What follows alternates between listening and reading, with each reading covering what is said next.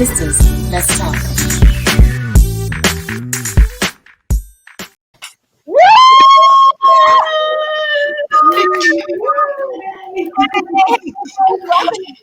I'm so excited. I love that trailer. I love it. I love it. And I'm so excited that you ladies are joining us here today. I'm super excited about our episode today. My name is Lisa Barney, Lisa B. You can call me that. I am a pastor, and I'm here with my daughter, who is the co-host. Her name is Alexis.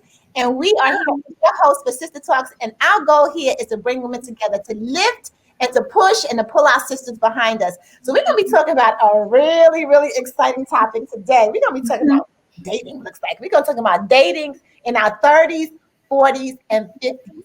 Now, for me, I am just vicariously living through our women because I've been married for a long time and I haven't dated a man in over 30 years. And me dating my husband does not count, okay? So here we have on our show today, we have Alexis, we have Melissa, we have Keandra, and we have Shalika. Welcome, ladies. We're so excited that you're here with us.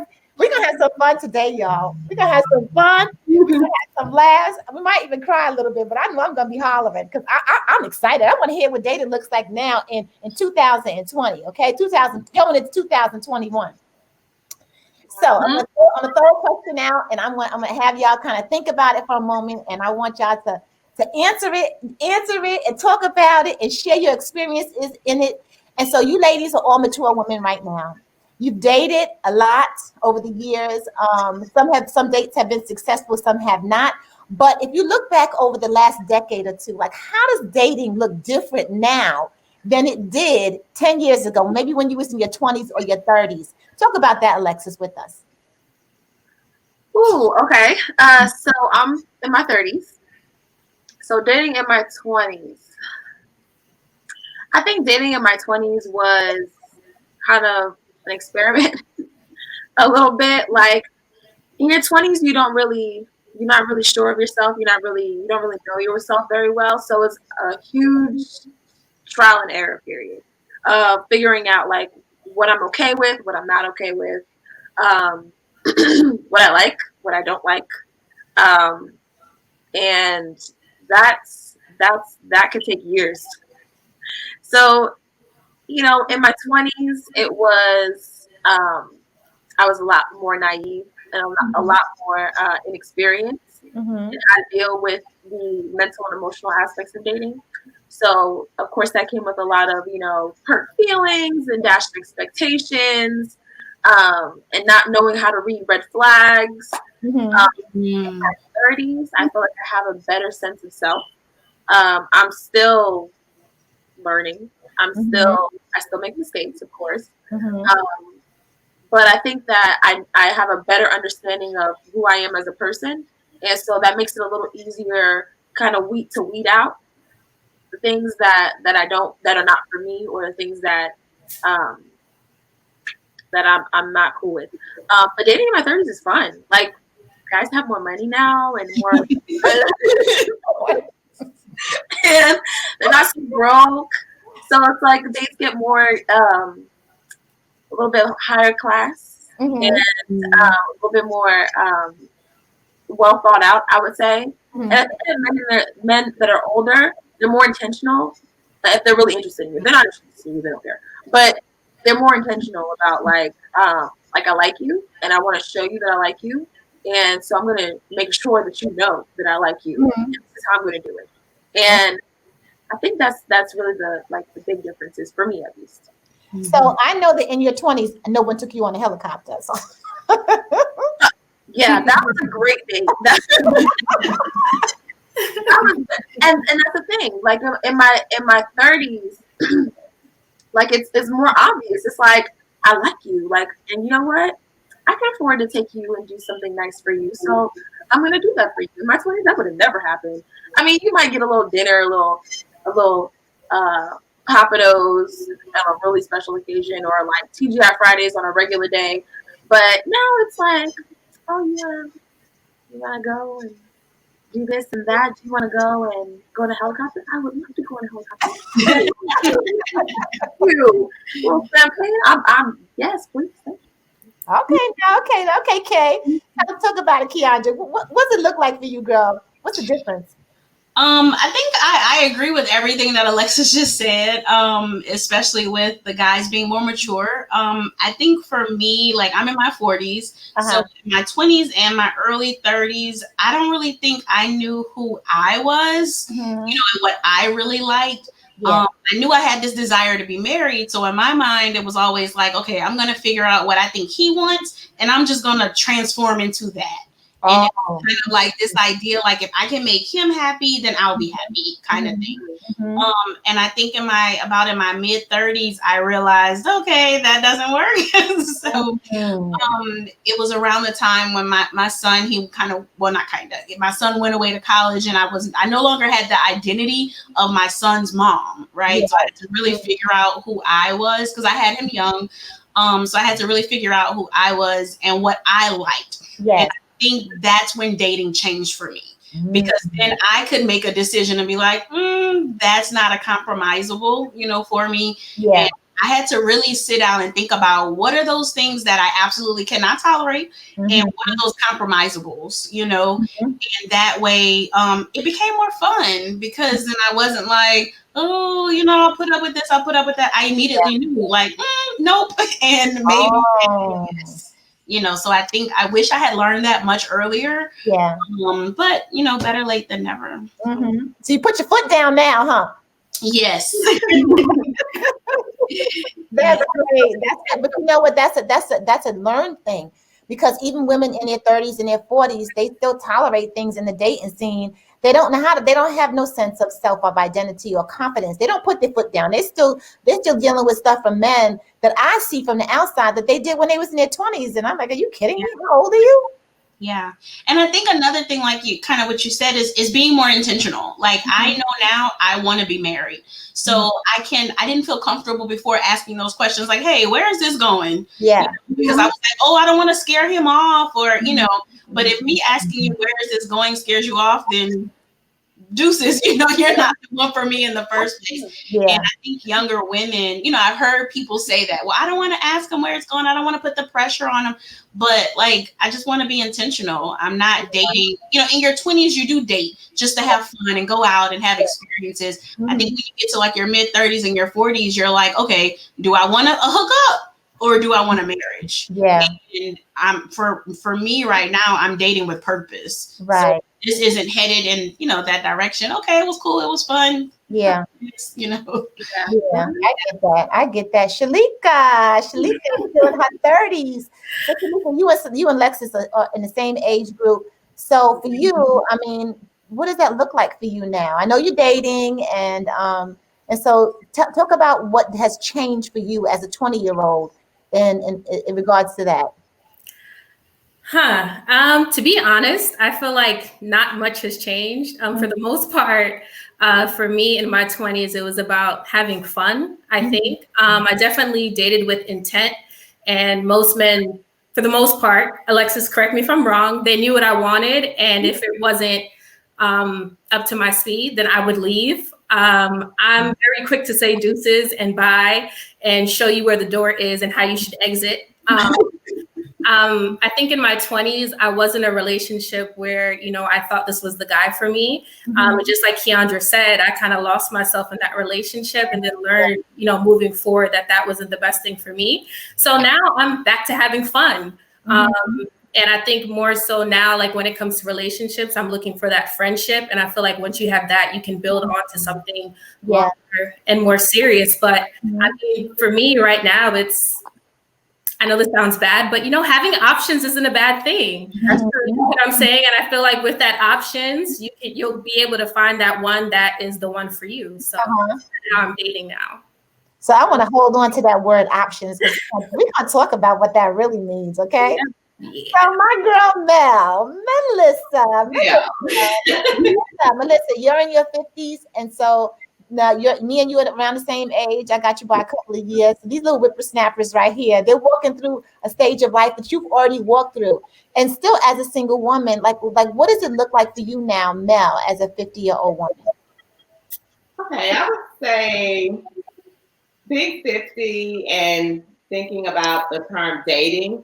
I think it's changed a lot over the years. I think that when I look back in my 20s, for me personally, my story is a little different. My father, I'm a preacher's kid. So my father was a Pentecostal holiness pastor. So I had a very sheltered life. Yeah. Then I went from high school to college. That was like, whoa, like that is like, but it wasn't about boys or men. It was about having fun and experiencing college and my education and my life from that perspective. So I would consider myself somewhat of a late bloomer as far as dating is concerned. Of course, when I got to college and I started meeting guys, it was very interesting and very different in the fact that, like I said, I've been taught, oh, boys are the devil, you know, like you stay away from boys, like no, you know. So I had to learn something, you know, that didn't really come naturally for me somewhat.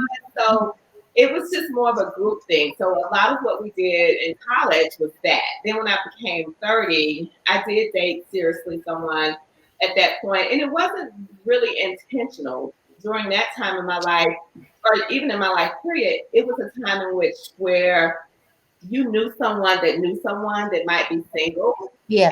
Because you knew someone and they tried to hook you up with that person, you felt more comfortable. And you were more engaging to that idea or that thought process. So for me, I did start really seriously dating someone when I was about 29, 30 years old. And it looked very different. So now that relationship, of course, is ended or terminated through long ago, I should say. But even at 50 now, it's very different in the fact that everything is, like I say, it's very social. It's the internet. It's the, you know, I don't see that you find that you meet a lot of people anymore through other people. Oh, okay. You have to be very I don't know if strategic is the right word, but I guess you can't say that because if someone walks up to you now, I'm very guarded. Yes. So for me, as an individual being guarded, I think people can take that as being a bee, you know, just to keep, you know. So because you have people come up to you and you're like, I don't know you, you know. But I will say this, from being 30, 40 to 50, like Shalika said, it's more like I am at a place in my life now where I will allow options. Yeah. And I'll be honest. Options. They got that word again, Shalika. Options. You look for something different at this point in life. So again, you don't feel like you have to waste time or you don't spend time on things that are not necessary. So I say I learned that a little bit later. Just because of my upbringing and who I was and what I was taught and how I believe. But I do think that it's very interesting that being 50, guys, I have more men that are 10 years, maybe even 15 years younger than me approaching me. That's an interesting like, whoa, like, where did this come from? A little snippet of the story about dating. Like, it's very different now in my 50s, and I'm it's very flattering, you know, but it's also still like Kendra was saying, like, what do you really want from this relationship? Are you looking for marriage and commitment and companionship, or are you just still wanting to keep your options open? It's the same thing as what Alexis and they're dealing with. So it doesn't necessarily change, but that's, you know, where I am right now. Yeah. See, what for me now, I know I'm married, but when I started in my 20s, I started way before my 20s. But that's neither here nor there. But when I really got into my 20s, I really had this pie in the sky fairy tale mentality. I wanted to get married. I don't know, it was the generation that I lived in, Mel. And I just wanted to find a man and get married and have a house and have children. I never even thought about, I mean, maybe because I started having fun so early in my teenage years that by the time I got to my 20s, I was like 10 years ahead of the game. But do y'all feel like that? Did y'all feel like early on? I mean, I heard a lot of you ladies talk about how you just was in your 20s and wanted to have fun. Did anybody feel like, you know what? I want to just go and find a husband and settle down. Did y'all? I think in my 30s, I started feeling that because a lot of my friends were married at that point. And I feel like a lot of the people that I was around, family, Like they're okay, you're 30 years old, you're 39, like why aren't you married? Like people make real crazy assumptions about you as a person because you are not married. So they either make the assumption that, oh, you know, you're so this and so that, nobody wants you, or then they'll make these assumptions like, okay, is something wrong with you? Like, you know, you didn't go cross over to the other side, did you? I mean, those are real true things that happen. And you have to like start feeling like, okay, do I need to prove to people that I'm, you know, I'm single and available, or do I need to prove to someone I'm worthy of a man or marriage? Like, but it wasn't so much my thought process, it was the pressure that you get from other people around you. Oh, that's good. Pressure. Yes. It shouldn't be that way because we live in a different time now. And growing up, Lisa, for me, it should have been, if I look at it, my parents and my family, I should have been that person that was like, oh, I need to, you know, get married and have a family. And by this point in my life, I should have grandkids. And like, it's already thought out for you. But what I realized is that's not everybody's story. And I would say this, the people that it became their story, it always hasn't had the happy ending. So there are days that I sit up and I'm like, oh, wow, I'm so glad that I didn't make that choice at 30 to marry this person just because I felt the pressure from my family or society or, you know, oh, I'm 30, I need to settle down. So that was a personal choice. But that choice, it did impact my decisions about who I dated and why I dated and what that looked like. Growing up in the church, oh my God, it's like, oh, you got to find a brother in the church and marry the brother in the church. And I wouldn't want the brother in the church, you know, it wasn't that, you know, and then nothing against brothers in churches, don't get me wrong, you know. It's just that point in my life, what you expect from other people. So, you know. So do you ladies feel like, do you have a sense of anxiety that you're single? Because I talk to women to share their stories with me. And I have women that call me and they're really anxious and they're really afraid. And they're like why can't I find a man? Why I want to find somebody. I want to be married. You know, what's wrong with me? Did you ever like have to deal with that anxiety?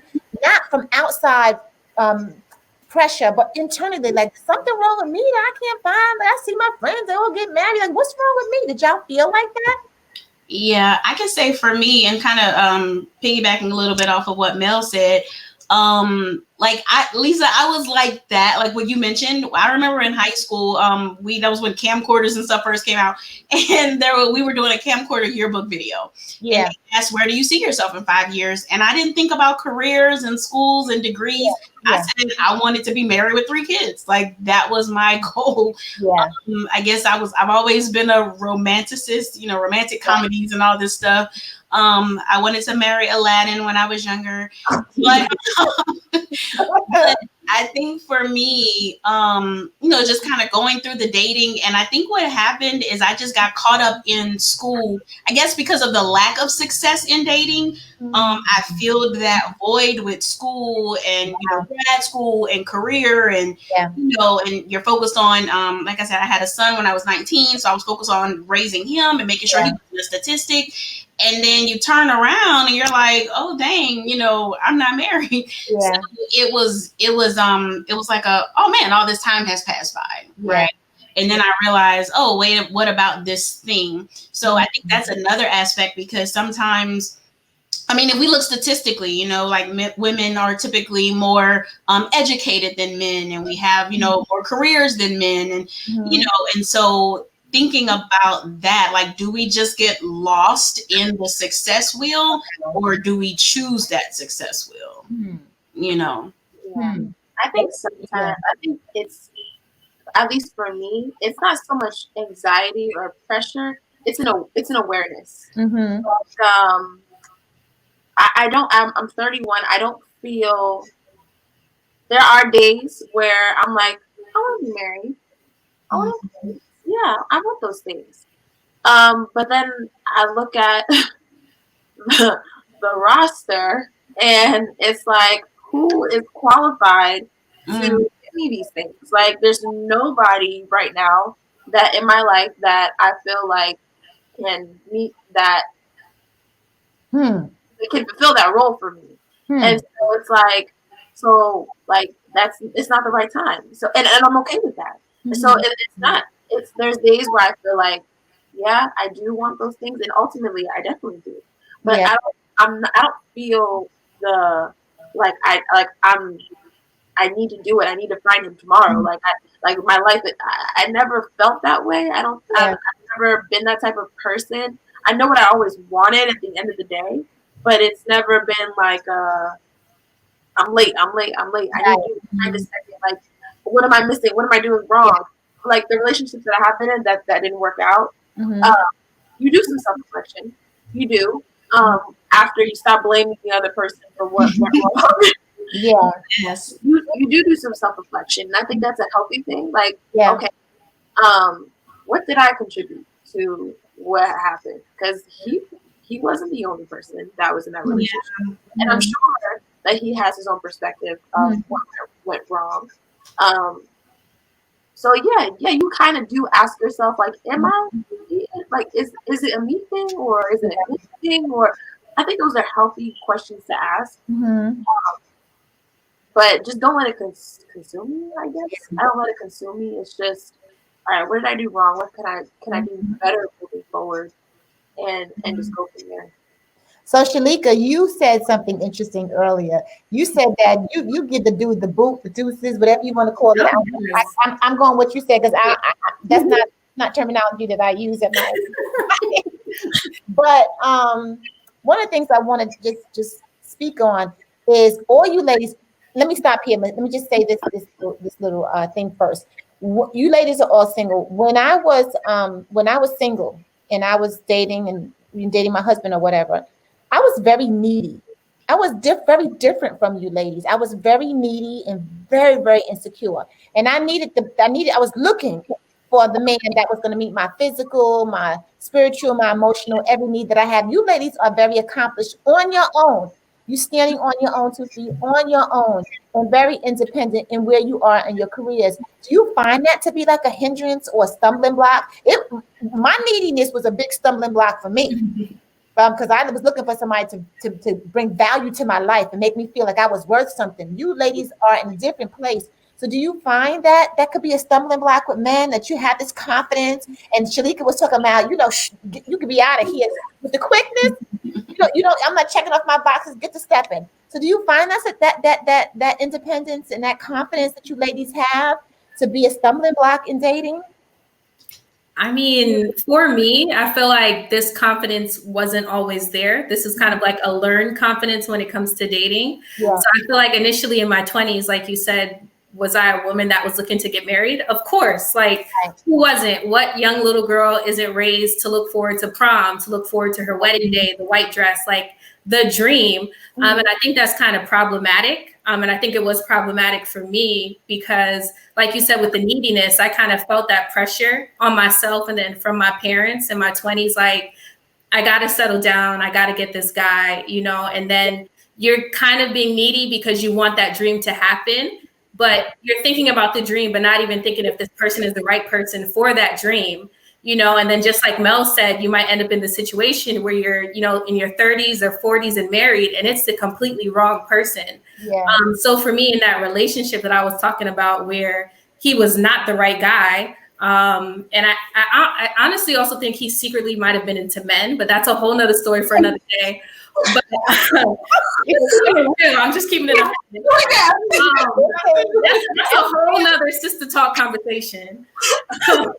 But after that situation, like, I was like super depressed and like lost myself like for years because I was so focused on making it work with this guy, him being the one. So after that, and then looking at myself and saying, I don't want to be in that situation again, I kind of had like a rebirth of confidence where now it's like, yeah, if you're not the right person, you got to like get out. You know what I'm saying? Like, I had a moment one time where I was with the guy and in my spirit, God was like, this is not the right person. And I ran right out of his house. I set off his house alarm and I didn't care. I was just running. Story. Yeah, I was gone. I just went back in the house to give him his parking pass, which was just nice. But the house, everything was going off. But it's just like, you just have to, be confident in yourself and who you are and what you want. And that's kind of where it comes from right now with me. Yeah.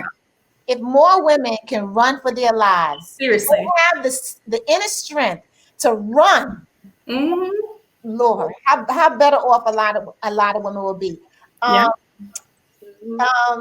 Keandra, you mentioned your son. Okay, I know your son, and I know if you ladies ever see her son, he looks like her brother. Yeah, and he's a big rapping fella too. So I want to know, what does that look like? Like, is he like your father? Does he like scrutinize them and like what does that look like when you have an adult son living in a household? Yes. So I'm currently dating, and I think the lines for him are, well, initially they were blurred a little bit, because he's very protective. And I remember younger, because I would never, have guys around him and stuff like that. So he was, if I dated, I would drop him off somewhere, hey, you go here, and now I'm going out. So he didn't see me really dating, but he was that person. As he got older, he knew what was going on, right? And he's like, well, can you give me the driver's license number, the license plate number? And this is like 14, so my kind of man. So I'm currently dating this guy, and I know early on it was a struggle, because it was almost like, hey, I'm the man in her life, who are you? And so when they had an opportunity to really talk and gel, and now to see them together, and they're outside washing the car together and stuff, I'm like, oh my God. But and what's even more awkward is, he's now dating. So for us to both be in, because he's in his early 20s, so for us to both be in the house dating, it's interesting. And sometimes I do have to remind him, like, hey, you're my son, you're not my brother or my dad, bring it down. Yeah. But I'm kind of honored that, at least he's like, okay, hey, I'm looking out for mom, and I'm gonna make sure she's good, so you need to make sure you're good, so yeah. Can you ladies talk to me? This is like so foreign for me, this online dating thing, and there's so many ways for people to find relationships. And I know women that have gotten married to men that have met online. Now, Mel, that is not our generation.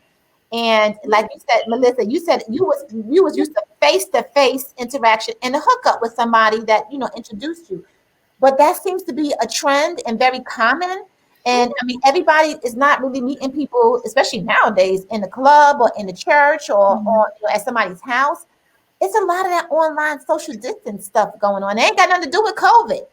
So how do you ladies feel about that distance? If you meet a guy, he's in France, or you meet a guy, he's in Germany, or you meet a guy, he's God knows where, you think he's somewhere, and so what is that? How does that feel? That seems kind of weird and very disconnected to me. Not at all. You jumped on that like a monkey on a banana. No, because here's the thing though, because social media has opened up the world and made everybody accessible.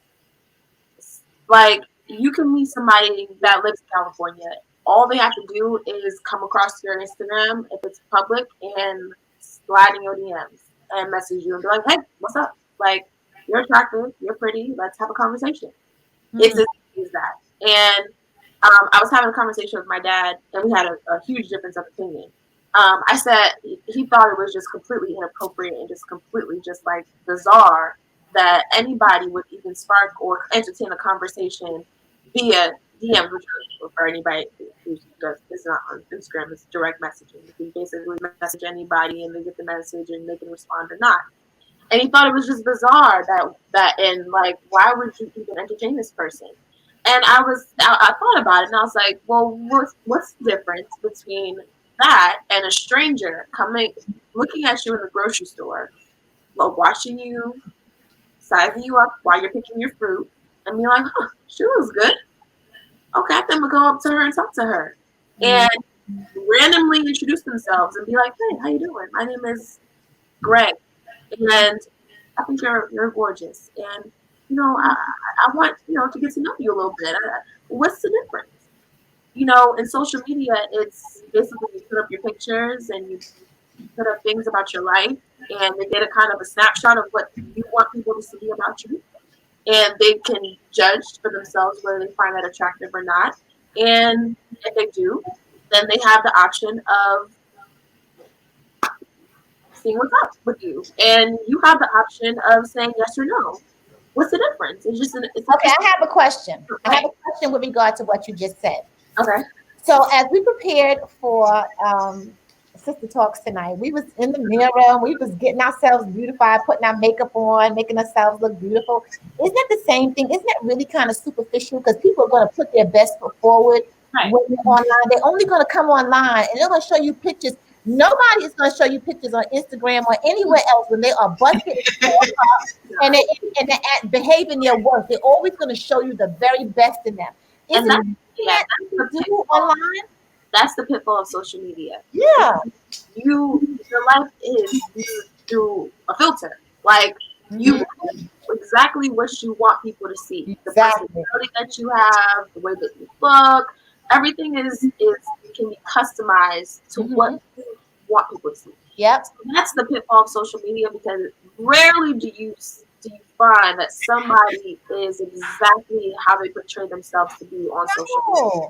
And it can be very disappointing and be it's so you have to come with that understanding. Like, hey, if I'm going to pursue somebody via social media, I also have to be prepared that it may not look the same in person, or their body might not look the same, or like she's so charismatic and so, photogenic, but she's like completely crazy.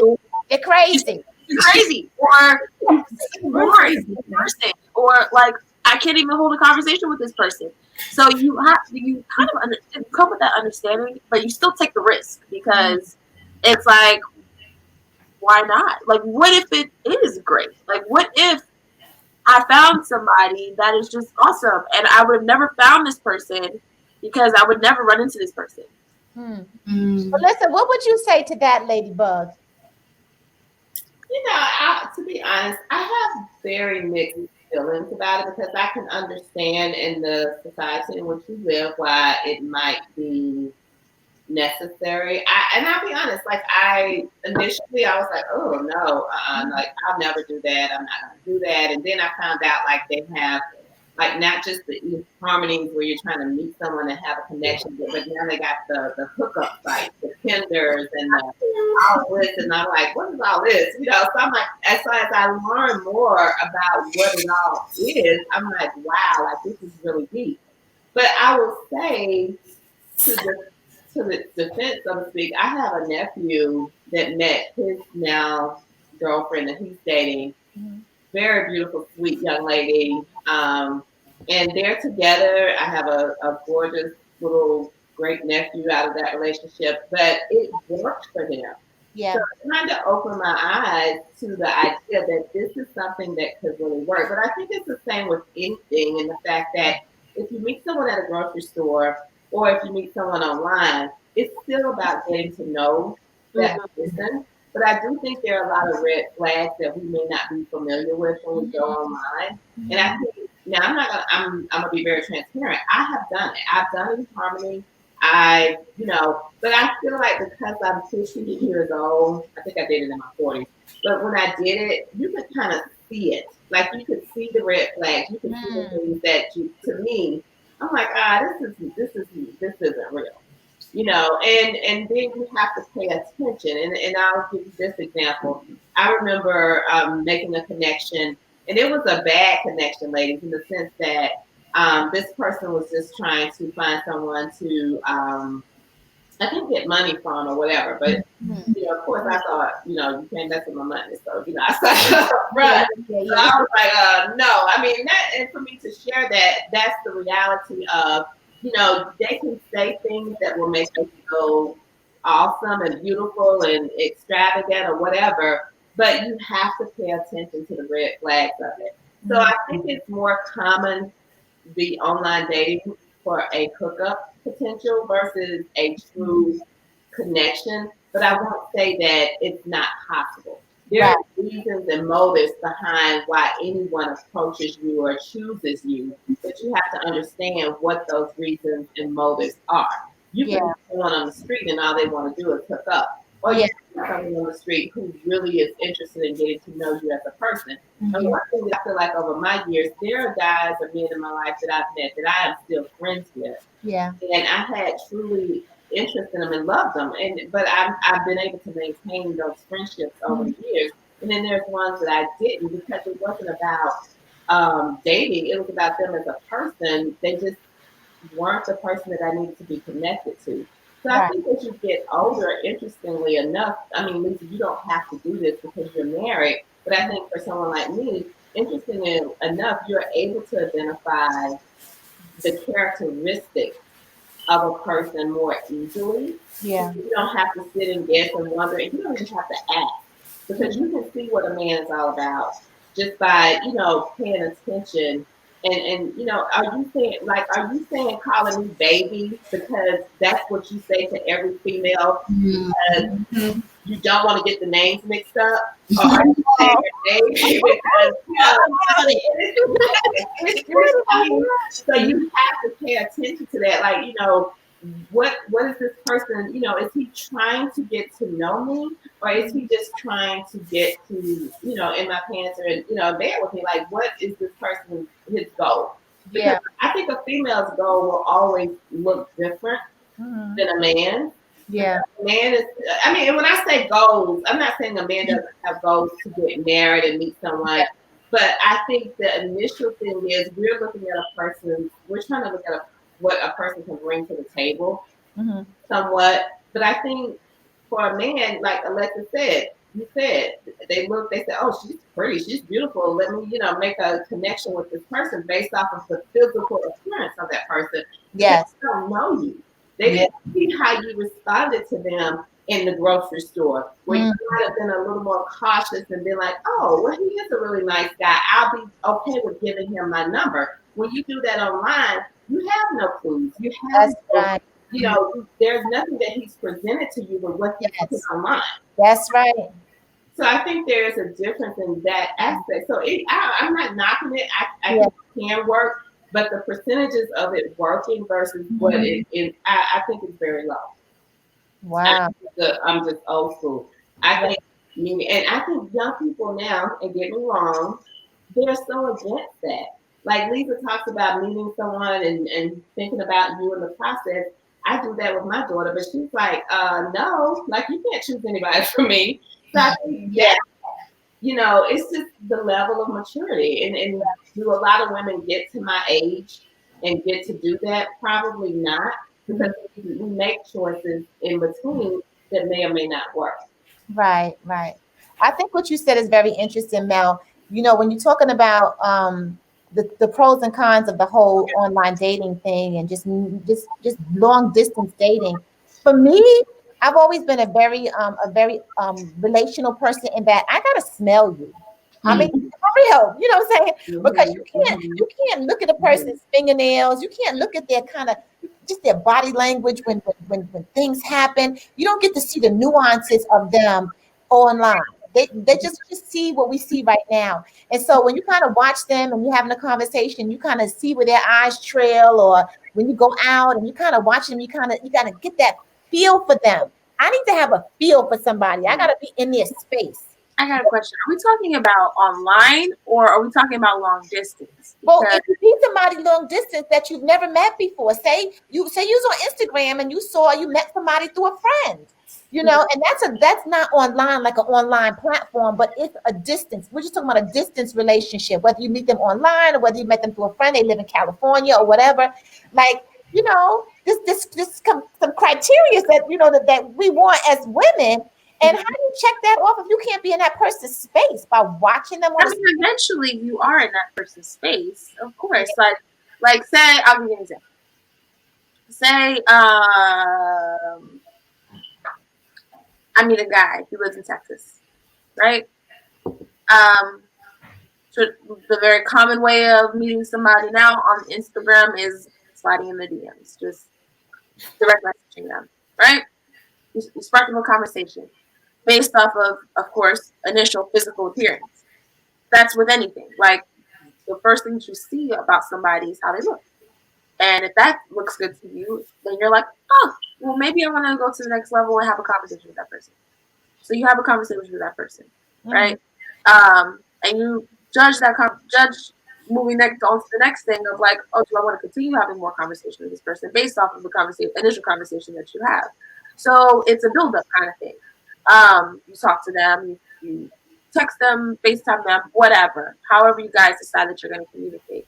Now, I'm telling you how things can progress.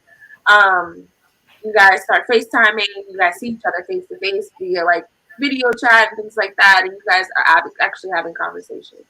To the point where you're like, you know what, I want to see you. I want to visit you. I want to, hang out with you one-on-one or face-to-face. You make the trip, or he makes the trip, and you guys go on your first face-to-face date together.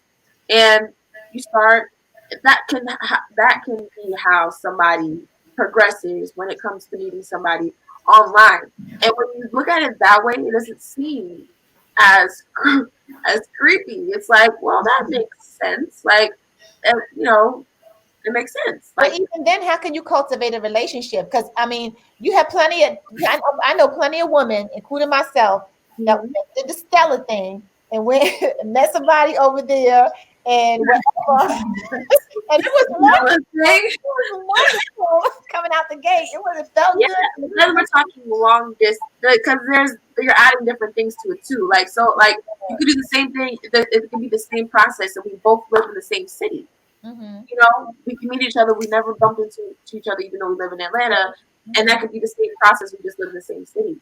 But then you add the long distance component to it. Now it makes some things a little bit more challenging because it's like, not only did I meet you online, but we also have to deal with the distance factor too. Yeah. So that makes things a little bit more challenging, more complicated. But I've met people online that we live in Atlanta and I've never run into you. Mm-hmm. And it's as easy as, do you want to just drive 15 minutes and just meet each other? Like, yeah. And it's as easy as that. So it's definitely possible. So let me ask you ladies a question. So with in a culture that we're in right now, where you ladies are getting older. So every single day, the people like to say your biological clock is ticking. We're not even talking about children. We're just talking about as you're getting older. And so Mel could even attest to this, and even Keandra in a sense, in that the older you get, the smaller the pickings are. The pickings are not really, really, really full now, but the pickings it really starts to shrink as you look at mature men. Because mature men, either they were married and they don't want to be married no more, a lot of them, because they came out of a bad marriage. They don't want to go back into that anymore. I have friends that have been involved with men that they're like, I'm never getting married again. So if that's what you're looking for, sister, sayonara. Mm-hmm. And then you have the gay situation. There are men that are not heterosexual, and so you got to contend with that, taken away from the pickings of heterosexual, attachments.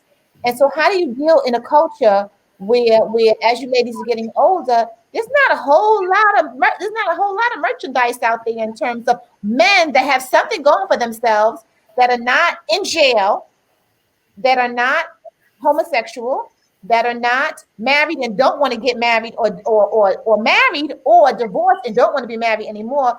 They don't want any of that. Like that's what you kind of contend with. And then the small percentage that's out there that meet the criteria, if you will. I mean, like how in the world do you live in a culture and try to find a mate in those situations? I mean, you pray. You drink a lot of alcohol. I mean, I don't know. It's tough. Yeah. I think for me, you like Shalika said, you pray and you try not to focus on it. Yeah. And I've heard a lot of like my male friends say like they're looking for people who are doing what they're doing. So I think at a certain point, what I mean by that, I think at a certain point, I decided, you know what, because I was like, we were talking about earlier, you're anxious about, married. I remember my last girlfriend who got married and I was like, oh, I guess I'm the bridesmaid. I mean, the maid of honor, because I'm the only one left, right? So I'm like, I'm the only one who can be. But you look at it and you say, okay, I'm going to stop focusing on this and I'm just going to live my life. because I was that person who was like, oh, when I get married, I'm going to go here. When I get married, I'm going to go here. I'm going to do this. And then I was like, you know what? I may never get married. Maybe I should just go take my trip to Italy, by myself, meet some people, and, I'm going to go hiking by myself, And so it was like when I started doing those things, I would hear certain guys say, hey, well, I was looking for someone who I saw was enjoying their life by themselves. Yeah. And so then I knew that is somebody who I could enjoy life with. And I was like, really? If I had known that in my 30s, know. But like Shalika said, pray. And then just at this point, just enjoy life and do the things that you want to do. And I mean, it may sound cliche-ish or, churchy, but trust that if marriage is meant for you, because I don't believe everybody is supposed to be married. But if marriage is meant for you and that's your desire, just trust that God is gonna send you that person. Yeah. So I'm going to speak to the elephant in the room. And there's an elephant in the room. And I'm going to speak to that. So I listen, I'm not as connected to culture as say Alexis or you younger ladies are. Me and Melissa have talked about this, on different occasions. So how do you speak into this mindset that I don't need a man, I don't need a husband, I just need to hook up. I need you to meet my needs, whether it be your financial needs, whether it be your sexual needs, or whether it be your emotional needs, because some women are looking for somebody to listen to them and make them feel like something. So what do you say to that mindset that I could do this all by myself? They're lying. Yeah. They're lying. Somebody hurt them. Somebody disappointed them that they felt like men were only good for roles. Like, I need somebody to buy me a bag, or I need somebody to pay a bill, or I need somebody to take me out to eat. I need somebody to listen to me. Like all those things that like a good man is gonna do for you. It's just you can't find one person that's willing or able to give you all the things that you need. So you just limit roles to different people and act like you don't need anybody. So, I mean, I think that's a defense mechanism. Like, and I mean, we all been there. Like, oh, I just broke up with somebody. I don't need anything serious. Right. Right. Like, oh, I just need somebody, I can just go to dinner with. Or like, oh, I just need somebody that's, I mean, if you're sexually active and you know about that life, I just need somebody that I can just have sex with and have good sex with. Yeah. Like, but you're still craving that. That intimacy, companionship. You still want that. You still want, but somewhere along the way, you built up a wall that you only relinquish like certain roles for certain needs because somebody's wanting. So Melissa, I have a question for you, sweetie. I think something's wrong with me. How would you speak to somebody that said to you, because I have women that say this to me also, that I'm tired. I'm in my 50s now. I might be 60, and I'm tired of being single. And you know what? I'm done with the dating thing. I'm just going to relegate myself to just being by myself and just living life all by myself because they're so disenchanted with the process and the skimpy pickings. That whatever's out there, they're like, oh God, if I got to deal with that, I'd rather be by myself. What about the discouragement that comes from women when they can't, and years are going by and they haven't found that person and they want to be in a relationship? I guess, hearing that conversation, I guess there's something very different about Melissa. And I'm not, I don't know. I think relationship is what it is. And I guess I'm that type of person that I view relationships very differently. I don't feel like a man has a role. I think that there's a need for relationship and companionship. But it's just like I need $1 million. But if I don't have $1 million right now, my life does not end because I don't. But if I get that $1 million, I want to know what to do with it to now go from millionaire status to billionaire status. So for me, I look at life like that, or I look at dating like that. Like, guys, and I know it doesn't I'm not saying I haven't missed out on anything because I didn't date someone, marry someone, and but I do feel like this. I think that there is someone for everyone, and I think that in the process, if my someone comes along, then I'm fine. I'll be ready for that person. I won't say that I'm tired, but I will say that at this point in my life, I have to look at the fact that soon I'll be ready for retirement. Soon I'll be ready to enjoy my life because now I've worked all these years and I want to do something different. So now this person has to be something different as well. So whereas in 20, or even at 30, you're looking at dating someone or finding someone or meeting someone that you can build with. Now for me, I got to look at someone who, did he build, or is he, where is he in his life? So, and to go back to your question, I don't say I want to like give up on meeting someone, but I don't feel like that my life has been worthless because I haven't. Or if I go out and I don't meet anyone today or tomorrow, that I have to sit in a room depressed or feeling like I'm not, worthy. Because my worthiness comes from within myself. Yeah. And I'll be honest, guys, in my mind, I look at life like everyone has, they play a part in your life very differently. And I think a man, whether you're dating that person or you're married to that person, whoever they are in your world is what you make that. Like, I don't know. I just feel like even if I were to marry someone, like that person would never just be my world. Because I have family, I have a daughter, I have a job, I have what, but they become a part of my world and become a part of my life, and we do things together and we build together. Now, I will say this: if I look back over things, if I made recommendations to younger people, I would say, based off of what I see going on in society, if you meet someone and you're young and you want marriage, work towards that. Yeah. Don't say I'm too young, or don't say I don't want to do this. Regardless, you're going to have to do some work when it comes down to relationship. Yeah. And I feel like at this point in my life, and this is why I say I think this is why I am where I am. At this point in my life, I've already done the work on Melissa, and I'm in a good place, and I am where I am. So now I don't really have an opportunity to build with someone. I have an opportunity to get to know and find companionship. But I think it's important. I think it's important to, if you want to be married, guys, I'm not kidding you. When I was 20 years old, my thought process wasn't I want to be married. It wasn't I want to.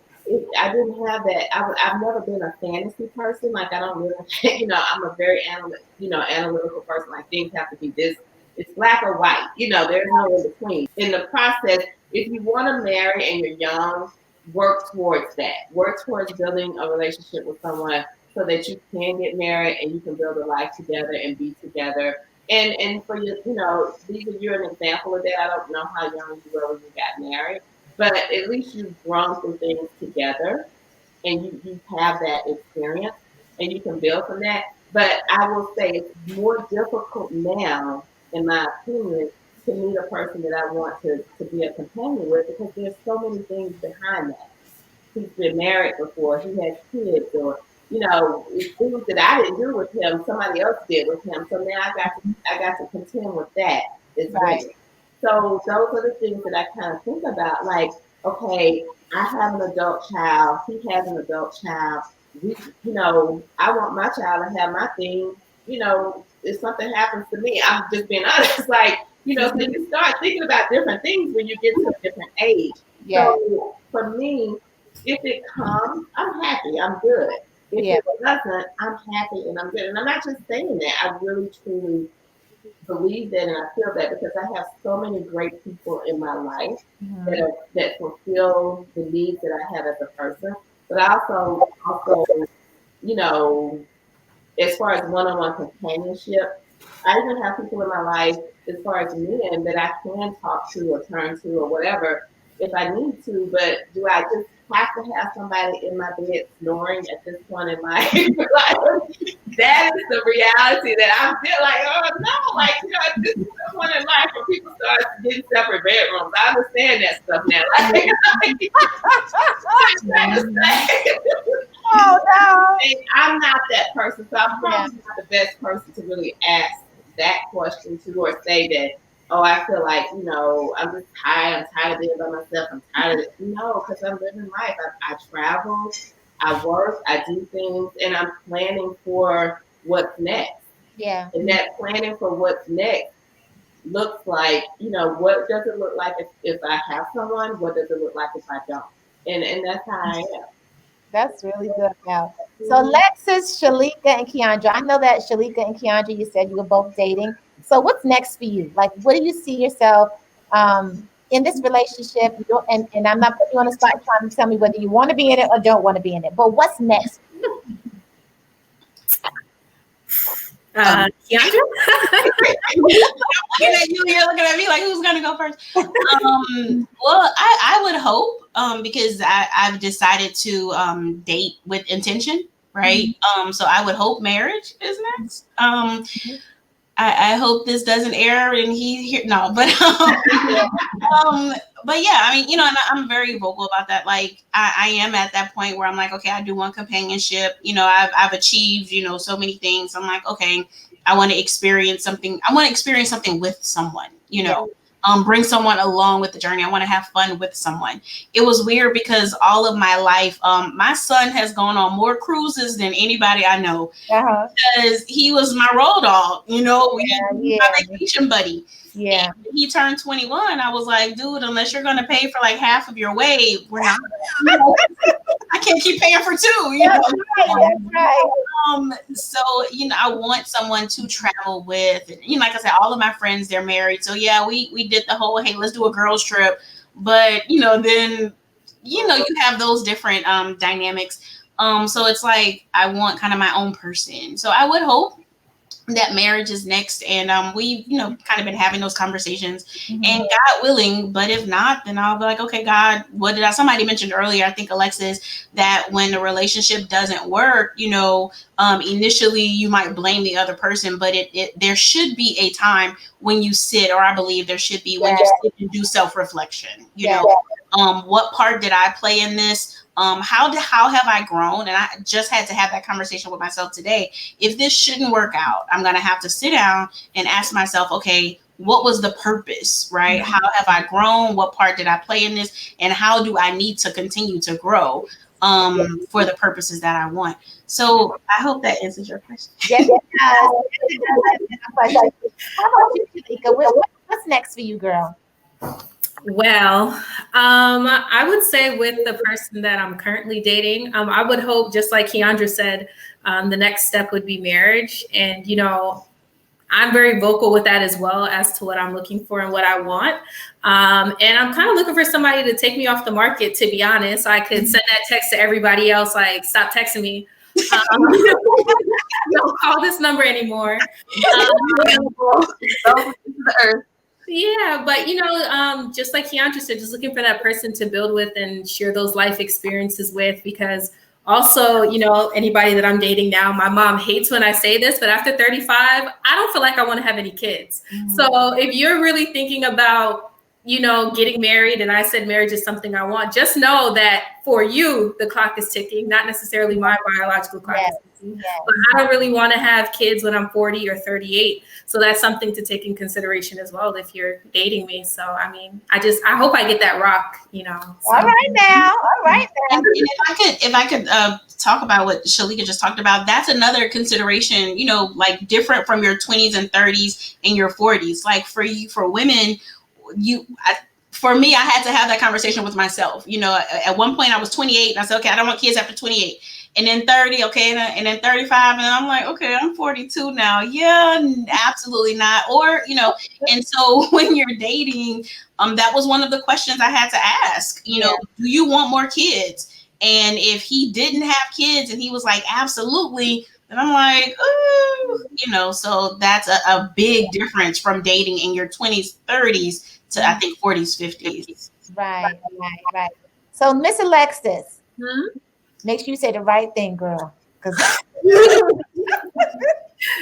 I'm just messing with you. So, like, what's next for Alexis? What are your hopes? Ooh, well, I'm honestly still figuring it out. I recently got out of a relationship, so I'm kind of just taking things slowly. You know, I'm not opposed to enjoying people's company, but you know, I'm still kind of figuring out how that looks for me and what I want, and I'm just taking it slow day by day. I honestly don't have any expectations about like marriage right now. I don't think that's on my radar right now. Just simply because there's really nobody that I can think of that fits that bill for me at this point in my life, or that has verbalized like that's exactly what I want from you, and this is what I'm doing to make it happen. So it's not something that I want. I do want it. It's just not something that it's not on my radar right now. So I'm just, you know, taking it day by day. I'm not really too pressed about it. Just aware, but not like pressure to make it happen anytime soon. Well, I want you to know off the cuff coming out the gate that is my expectation. And I'm praying. How do you keep reminding me? God, to send you a husband. Oh, why to send me a husband? A good man. A good man. I mean, unless you go fall on my lap out the sky tomorrow, you know. All right, now listen, this has been awesome. Listen, our time is up, ladies. This conversation has been amazing. You ladies have enlightened me, and thank you for taking me on your dating journey. Because, like I said, it's been a long, long, long time, and like I said, I'm just living vicarious through you, ladies. So I just wish you all the very, very best. I pray that your Prince Charming, he's not out there, but the very best for you is out there. If he comes, you know, whatever. Like Melissa said, it may or may not happen that way. But you ladies, I'm so proud of each of you, and you are such a blessing to my life. And whoever that person is, whether it's dating or whether it's a husband, they got the best of the best. I'm gonna tell y'all that right now. So I look forward to seeing you ladies on Sister Talks. I'm sure we're gonna come back around this circle when you be a guest on another episode. And so our best to you. We love you, and thank you for joining us tonight. Okay. You're welcome. Bye. Thank you for joining us on this episode of Sister Talks. We cannot begin to express the gratitude and appreciation for all of your love and all of your support that you've given us so far. If you've enjoyed this program, go ahead and subscribe to our YouTube page. And if you feel so inclined, you can go ahead and support this show by clicking on the link below and giving any gift that you decide. You can also follow us on Instagram and also on Facebook, Sister Talks, and also hashtag Sisters Let's Talk for anything that is linked to us. Like it and share it to all your friends, ladies. We love you and thank you. And we'll see you again soon. Thank you. Bye-bye. Bye.